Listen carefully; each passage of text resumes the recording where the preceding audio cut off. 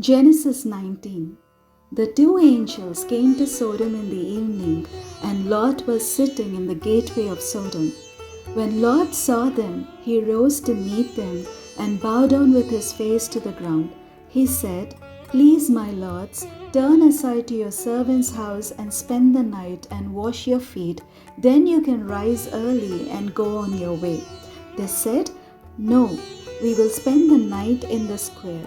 But he urged them strongly, so they turned aside to him and entered his house, and he made them a feast and baked unleavened bread, and they ate. But before they lay down, the men of the city, the men of Sodom, both young and old, all the people to the last man, surrounded the house, and they called to Lot, "Where are the men who came to you tonight? Bring them out to us, so that we may know them." Lot went out of the door to the men, shut the door after him, and said, "I beg you, my brothers, do not act so wickedly. Look, I have two daughters who have not known a man. Let me bring them out to you, and do to them as you please. Only do nothing to these men, for they have come under the shelter of my roof." But they replied, "Stand back." And they said, "This fellow came here as an alien, and he would play the judge. Now we will deal worse with you than with them." Then they pressed hard against the man Lot and came near the door to break it down. But the men inside reached out their hands and brought Lot into the house with them and shut the door. And they struck with blindness the men who were at the door of the house, both small and great, so that they were unable to find the door. Then the men said to Lot, "Have you anyone else here, sons-in-law, sons, daughters, or anyone you have in the city? Bring them out of the place, for we are about to destroy this place, because the outcry against its people has become great before the Lord, and the Lord has sent us to destroy it." So Lot went out and said to his sons-in-law who were to marry his daughters, "Up, get out of this place, for the Lord is about to destroy the city." But it seemed to his sons-in-law to be jesting. When morning dawned, the angels urged Lot, saying, "Get up, take your wife and your two daughters who are here, or else you will be consumed in the punishment of the city." But he lingered, so the men seized him and his wife and his two daughters by the hand, the Lord being merciful to him, and they brought him out and left him outside the city. When they had brought them outside, they said, "Flee for your life. Do not look back or stop anywhere in the plain. Flee to the hills, or else you will be consumed." And Lot said to them, "Oh no, my lords, your servant has found favor with you, and you have shown me great kindness in saving my life. But I cannot flee to the hills, for fear the disaster will overtake me and I die. Look, that city is near enough to flee to, and it is a little one. Let me escape there. Is it not a little one, and my life will be saved?" He said to him, "Very well, I grant you this favor too, and will not overthrow the city of which you have spoken. Hurry, escape there, for I can do nothing until you arrive there." Therefore the city was called Zoar. The sun had risen on the earth when Lot came to Zoar. Then the Lord rained on Sodom and Gomorrah sulfur and fire from the Lord out of the heaven, and he overthrew those cities, and all the plain, and all the inhabitants of the cities, and what grew on the ground. But Lot's wife behind him looked back, and she became a pillar of salt. Abraham went early in the morning to the place where he had stood before the Lord, and he looked down towards Sodom and Gomorrah, and toward all the land of the plain, and saw the smoke of the land going up like the smoke of a furnace. So it was that, when God destroyed the cities of the plain, God remembered Abraham and sent Lot out of the midst of the overthrow, when he overthrew the cities in which Lot had settled. Now Lot went up out of Zoar and settled in the hills with his two daughters, for he was afraid to stay in Zoar. So he lived in a cave with his two daughters. And the firstborn said to the younger, "Our father is old, and there is not a man on earth to come in to us after the manner of all the world. Come, let us make our father drink wine, and we will lie with him, so that we may preserve offspring through our father." So they made their father drink wine that night, and the firstborn went in and lay with her father. He did not know when she lay down or when she rose. On the second day, the firstborn said to the younger, "Look, I lay last night with my father. Let us make him drink wine tonight also. Then you go in and lie with him, so that we may preserve offspring through our father." So they made their father drink wine that night also, and the younger rose and lay with him. And he did not know when she lay down or when she rose. Thus both the daughters of Lot became pregnant by their father. The firstborn bore a son and named him Moab. He is the ancestor of the Moabites to this day. The younger also bore a son and named him Ben-Ami. He is the ancestor of the Ammonites to this day. Genesis 20. From there Abraham journeyed toward the region of the Negev and settled between Kadesh and Shur. While residing in Gerar as an alien, Abraham said of his wife Sarah, "She is my sister." And King Abimelech of Gerar sent and took Sarah. But God came to Abimelech in a dream by night and said to him, "You are about to die because of the woman whom you have taken, for she is a married woman." Now Abimelech had not approached her, so he said, "Lord, will you destroy an innocent people? Did he not himself say to me, 'She is my sister'? And she herself said, 'He is my brother'? I did this in the integrity of my heart and the innocence of my hands." Then God said to him in the dream, "Yes, I know that you did this in the integrity of your heart.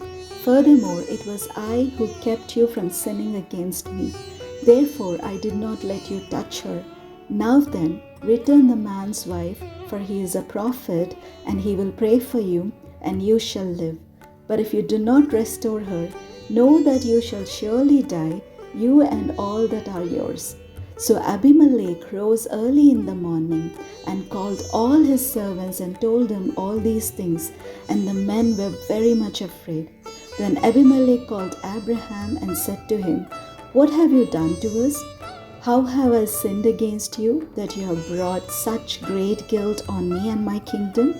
You have done things to me that ought not to be done." And Abimelech said to Abraham, "What were you thinking of that you did this thing?" Abraham said, "I did this because I thought there is no fear of God at all in this place, and they will kill me because of my wife.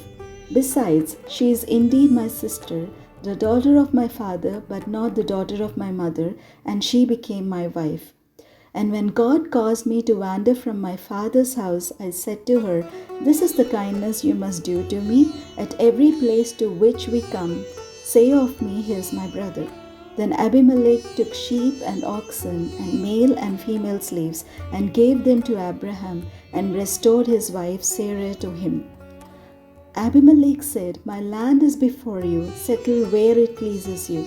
To Sarah he said, 'Look, I have given your brother 1,000 pieces of silver. It is your exoneration before all who are with you. You are completely vindicated.' Then Abraham prayed to God, and God healed Abimelech and also healed his wife and female slaves, so that they bore children. For the Lord had closed fast all the wombs of the house of Abimelech because of Sarah, Abraham's wife. Genesis 21. The Lord dealt with Sarah as he had said, and the Lord did for Sarah as he had promised. Sarah conceived and bore Abraham a son in his old age, at the time of which God had spoken to him. Abraham gave the name Isaac to his son whom Sarah bore him, and Abraham circumcised his son Isaac when he was 8 days old, as God had commanded him. Abraham was 100 years old when his son Isaac was born to him. Now Sarah said, "God has brought laughter for me. Everyone who hears will laugh with me." And she said, "Who would ever have said to Abraham that Sarah would nurse children? Yet I have borne him a son in his old age."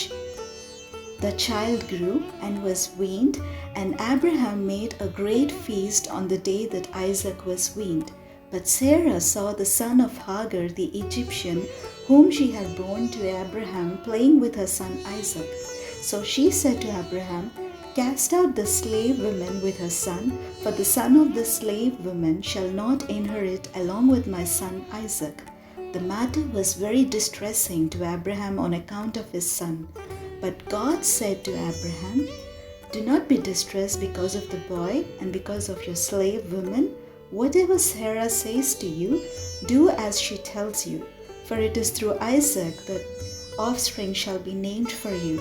As for the son of the slave woman, I will make a nation of him also, because he is your offspring." So Abraham rose early in the morning and took bread and a skin of water and gave it to Hagar, putting it on her shoulder along with the child, and sent her away. And she departed and wandered about in the wilderness of Beersheba. When the water in the skin was gone, she cast the child under one of the bushes. Then she went and sat down opposite him a good way off, about the distance of a bowshot, for she said, "Do not let me look on the death of the child." And as she sat opposite him, she lifted up her voice and wept. And God heard the voice of the boy. And the angel of God called to Hagar from heaven and said to her, "What troubles you, Hagar? Do not be afraid, for God has heard the voice of the boy where he is. Come, lift up the boy and hold him fast with your hand, for I will make a great nation of him." Then God opened her eyes, and she saw a well of water. She went and filled the skin with water and gave the boy a drink. God was with the boy, and he grew up. He lived in the wilderness and became an expert with the bow. He lived in the wilderness of Paran, and his mother got a wife for him from the land of Egypt. At that time, Abimelech, with Phicol, the commander of his army, said to Abraham, "God is with you in all that you do.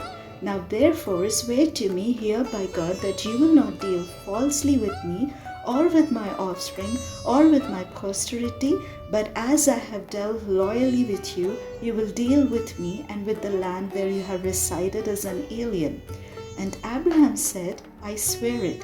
When Abraham complained to Abimelech about a well of water that Abimelech's servants had seized, Abimelech said, "I do not know who has done this. You did not tell me, and I have not heard of it until today." So Abraham took sheep and oxen and gave them to Abimelech, and the two men made a covenant. Abraham set apart 7 ewe lambs of the flock. And Abimelech said to Abraham, "What is the meaning of these 7 ewe lambs that you have set apart?" He said, "These 7 ewe lambs you shall accept from my hand, in order that you may be a witness for me that I dug this well." Therefore that place was called Beersheba, because there both of them swore an oath. When they had made a covenant at Beersheba, Abimelech with Phicol, the commander of his army, left and returned to the land of the Philistines. Abraham planted a tamarisk tree in Beersheba and called there on the name of the Lord, the everlasting God, and Abraham resided as an alien many days in the land of the Philistines.